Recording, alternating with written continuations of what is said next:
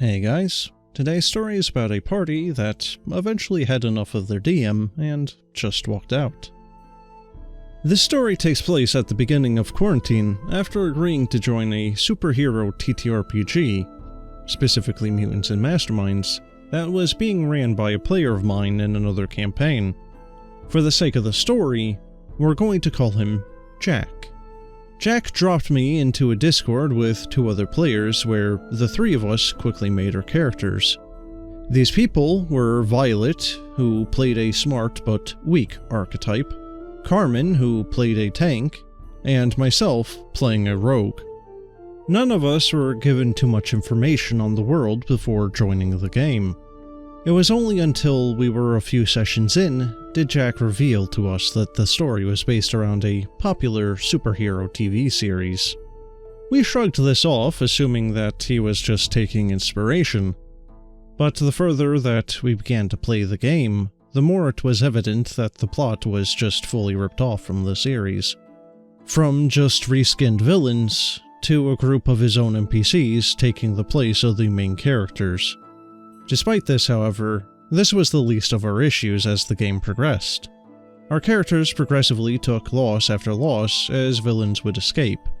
We would get out with our lives, and Jack would call this a victory.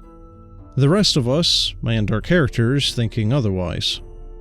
This led up to the finale, where Jack's NPC ended up taking down the big bad before we even got there, and the rest of us simply had to convince him to hand the BBG over to the police instead of killing him, leaving us without a true victory throughout the entire campaign. We also later learned from Carmen that, throughout the campaign, Jack would tell them how their character should act, specifically for the purpose of causing drama and tension. This included everything from acting out to nearly killing a player. He would then complain about said player's character acting how they were, basically creating his own problem character and campaign scapegoat. This led to a close when Carmen asked if their character could eventually retire post-game and be happy after all that happened. To this, Jack refused, saying that it wasn't in their character. Violet's character got the opposite end of the spectrum, however, and was treated as a clear favorite. They received screen time, praise for their character, etc. My own character was mostly glossed over, except for a few minor plot points, leading to the end where the person acknowledging the player's help asked, "What did you do again?" Although, compared to everything else, this wasn't a huge issue. In the beginning of the game, we also got a blacklist of topics that we wished to not be discussed. For the purpose of this, both Violet and I put sexual assault, assuming that it wouldn't be an issue, as Jack had stated before that he doesn't like including such material. Despite this, however, he included two separate NPCs who had previously been assaulted, and told us so, as well as having a yandere NPC nearly assault Violet's character to the point that the player had to request that he stop what he was doing. The three of us stuck it out, enjoying one another's company enough to agree to another campaign with Jack as our DM. This time, it was Dungeons and Dragons, and things started out well enough. Our characters maintained actual wins in battle, and we were having fun. That is, however, until Jack elected for one of his BBGs, who was a war general, to attack us. Which is fine and dandy, except for the fact that the war general was level 20, and the three of us were level 3. This was made to show off how cool this enemy was, only to cause us extreme frustration in a battle we were made to lose. The three of us asked him not to do this again, to which Jack agreed and apologized for doing so. As the campaign progressed, more was revealed about the BBG organization's goals, and how they planned on going into other countries and destroying them before they could attack them first, in order to preserve their culture, despite forcing every race under their organization to follow one religion. As the players, we quickly all agreed that these guys needed to go down.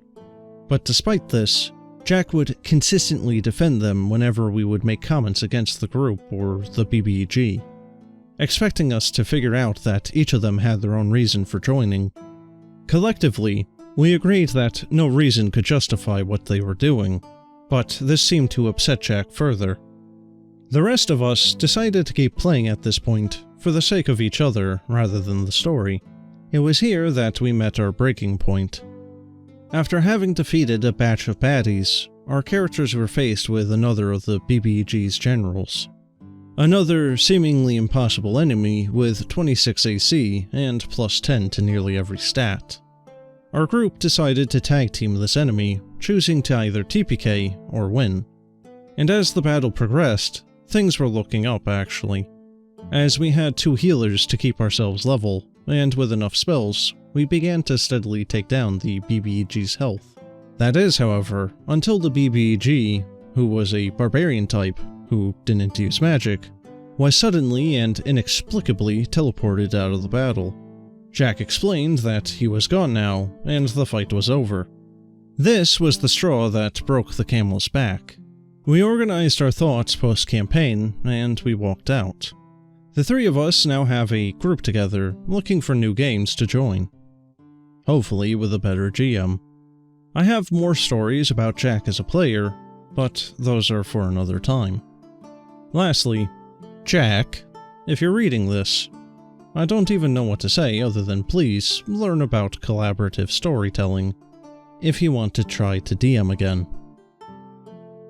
Alright guys, so to begin with, I guess I'll go in a relative order to my notes off of the story. The DM doesn't get to choose what your character's personality really is like.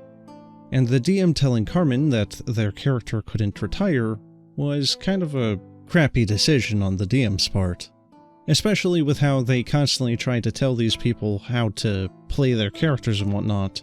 I can't feel like the whole denying them their character's retirement and actually enjoying life for once was kind of a petty attempt at getting back at them or something. I don't know. The next issue up is just going to be very quick, and it's seemingly a recurring thing in a lot of the stories lately. If you have a blacklist of topics not to do, and you decide to do it anyway, and especially not in a very well-structured or well-thought-out manner, you're a piece of crap. If someone asks you to not do a thing, and you do it anyway, then you're probably just being a malicious jerk. And as far as this guy having what is effectively neo-fascism in his stories, and then him trying to defend it, I don't think the DM here was being so subtle with his real-world beliefs. I think from a GM standpoint, you should really try to keep a lot of your own personal beliefs out of your stories and worlds. To a degree. Tolkien, for example, tried his hardest to keep a lot of the Christian aspects out of the world that he made. But it's still very obviously there. But I would still say that Lord of the Rings is one of the best fantasy novels that we will probably ever have. And then lastly, as a general rule of thumb, don't make overpowered enemies, and if somehow your players are killing the BBG when you don't want them to or something, then maybe just let them have that moment. You're a DM, you can change the story, you should have the ability to reflexively add new content to the story, even if things did not go to your plans. And as a DM myself, having very strict ideas and plans never works out. Strict railroading doesn't work out for the most part from my experience, beyond very specific examples. So really he should have just let them finish the fight with that bad guy. Maybe they won, and if they did win and he still wanted to use that same bad guy later, he could have just brought him back through resurrection or some other thing. Or with this being a BBG, maybe he does something that allows him to get away, like a homebrewed, monster-specific, non-spell version of Soundburst, that with the DM rolling behind the screen could just say, yeah, no, it definitely overrode any of your saves. You're all stunned, and he's now running away. And then to even further him getting away, if it was in a building or something, then he could have just done something to make the hallway collapse behind him, or something as such. There's a lot of things that you can do as a DM. Some things are less bullcrappy than others. And yes, the bad guy doing something like that is still a little bit of a cheese. It's a lot less insulting to the players than just, poof, he's gone now. But anyway, that's the end of the story. Let me know what you guys think of it in the comments below, and as always, have a good one.